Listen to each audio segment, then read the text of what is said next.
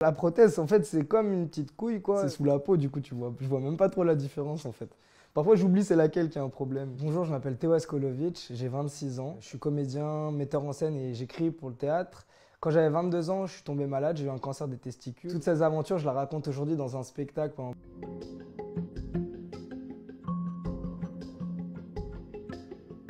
Forcément, quand on apprend qu'on a une maladie à cet endroit-là, en tant que jeune homme, bah, ça atteint un peu toutes les pensées qu'on a sur la masculinité, etc. Les médecins, ils ont été très rassurants à ce niveau-là. Ils m'ont tout de suite dit que ça changerait rien à ma fertilité, rien à ma libido, rien à ma testostérone, que le corps humain il est bien fait, que ça compense et que j'aurais même pas de séquelles physiques. Mais bon, c'est des questions qu'on se posait quand même parce que forcément, même si les médecins ils te disent ça, t'as pas envie de les croire. Tu dis non, il y a un truc qui change chez moi, mais on apprend à vivre avec et on voit qu'en fait, il n'y a pas de différence.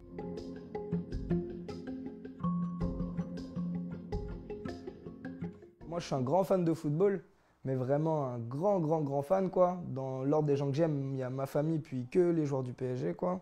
Et à ce moment-là, pendant mon traitement, bah, ça se déroulait en même temps que la Coupe du Monde.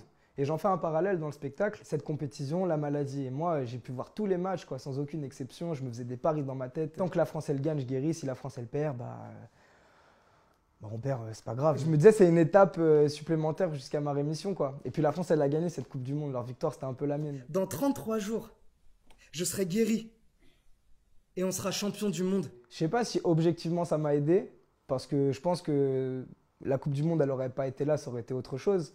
Mais en tout cas, factuellement, j'étais vraiment investi dans cette Coupe du Monde. Et puis je suis sorti le jour de la finale. C'était un vrai objectif. Ça, mon dernier jour de traitement, c'était le jour où la France a joué sa finale. Alors je devais sortir un peu après. En réalité, tous les jours, je négociais avec le médecin et l'interne pour qu'il me laisse sortir voir le match.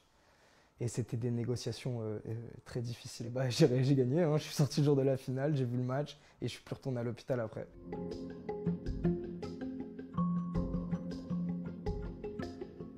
Je savais que j'allais en parler un jour parce que c'est mon travail. L'écriture ou le théâtre, c'est un moyen pour moi de me raconter et essayer de raconter tout le monde en me racontant. Généralement, ce qui fait rire au théâtre, c'est la détresse des gens et des situations horribles. Et avec du recul, moi, quand je repense à tout ce qui s'est passé, c'était vraiment une mine d'or pour faire des blagues, quoi. Quand je suis allé congeler du sperme. Je suis allé à l'hôpital en voiture avec mon père. J'ai été super stressé. Lui, en revanche, il trouvait ça assez marrant d'emmener son fils se branler pour congeler du sperme. L'opération où j'étais stressé parce que c'était tôt le matin et je me suis dit, imagine le médecin, il se trompe de couille et tout, il est pas assez réveillé. Donc quand je suis arrivé au bloc, j'ai dit direct au médecin, t'enlèves celle de gauche et tout. Les urgences de l'hôpital avec des gens qui étaient dans des ambiances sombres. Il y avait un mec qui a une gomme coincée dans l'oreille à côté de moi, il y a un autre mec qui faisait le bruit là, de Matthew McConaughey en lâchant des petits vomis à la place de faire la chanson. Quand tu le vis, c'est terrible, mais quand t'as du recul, c'est juste trop drôle.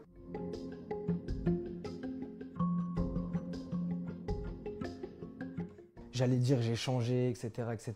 Mon rapport à la vie il est différent, mais en réalité, j'ai peut-être changé 1 an ou 2 et finalement, je suis revenu un peu qui j'étais. Et tant mieux, ça veut dire que la vie, elle suit son cours. En sortant, j'ai remis un peu au centre ce qui était très important. J'ai essayé de plus me prendre la tête avec des choses qui me font perdre du temps, avancer, faire ce que j'aime, profiter des gens qui sont importants en Je moi. m'en bats la couille. Il faut bien gagner quelque chose à perdre un testicule. Je m'en bats la couille, ouais.